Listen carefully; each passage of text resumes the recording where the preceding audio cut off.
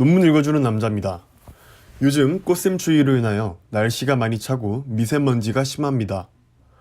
구독자 여러분들께서도 건강에 유의하시기를 바라겠습니다. 4월 1주차 2주의 경제 이슈 정리해보도록 하겠습니다. 첫 번째 이슈입니다. 올해 경제성장률 2.5%, 수출 증가율 0%대에 그칠 것이라는 표제를 꼽아봤습니다.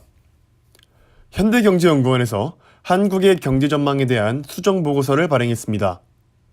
현대경제연구원에서 전망한 한국의 성장률은 한국은행과 IMF가 발행한 성장률 전망 보고서보다 더 비관적이었습니다.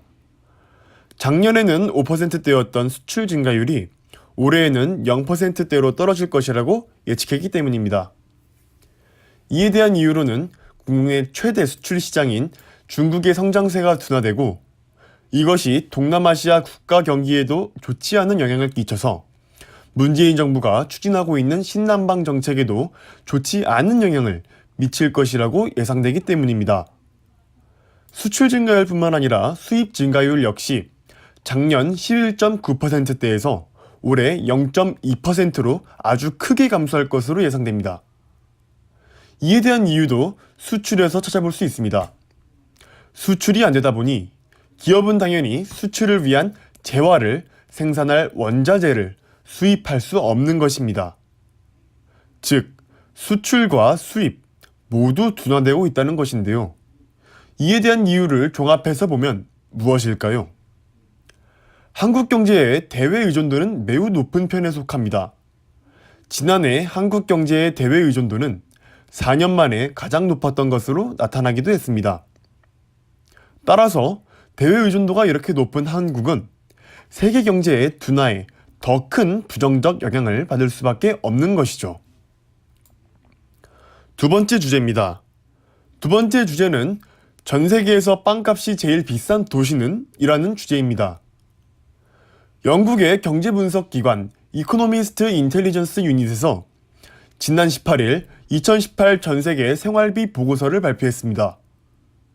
이들은 미국 뉴욕의 물가를 기준점 100으로 두고 식품, 의료, 주거, 교통, 학비를 비롯한 160여 개의 재화 가격을 반영해서 도시 물가 순위를 매겼습니다.